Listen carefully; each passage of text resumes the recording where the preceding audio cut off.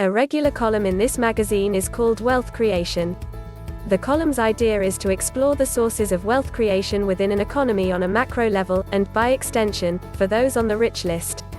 The column might illustrate, for example, rising consumer spending in a country, which is good news for local retail tycoons. This issue has 3 lists: World's Billionaires, Japan's 50 Richest and Forbes 30 Under 30 Asia. All 3 illustrate something about wealth creation.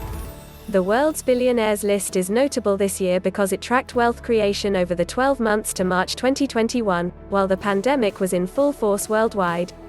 Despite the havoc caused by the virus, the overall number and the total wealth of billionaires surged around the world, up 32% to a global total of 2,755 billionaires. As noted in the list's introduction, the number of billionaires simply exploded.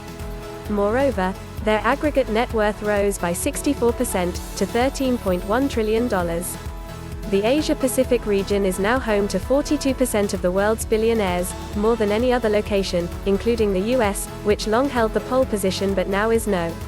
2 with 26%.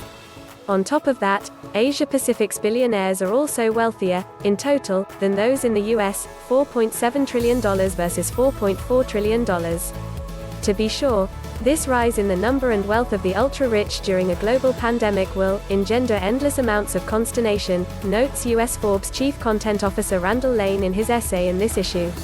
Yet wealth creation should, overall, be a tide that lifts many boats. Take Japan.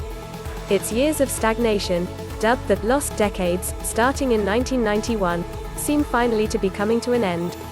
Even while the pandemic raged in Japan, economic growth is starting to show signs of a revival, and the country's stock market is posting strong year-on-year gains.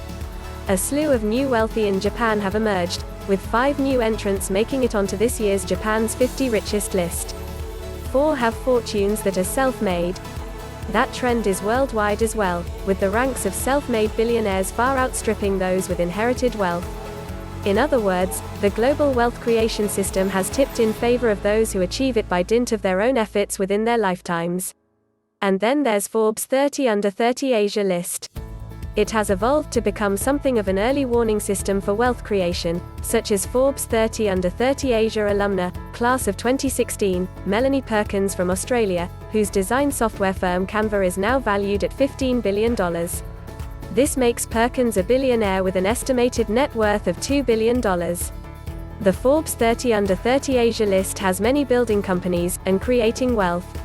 Some work in areas such as the arts, healthcare or sports, where they may be driven by more than financial reward, and they too are creating value if not always wealth. All of them have qualified to be included while doing so in the midst of a pandemic.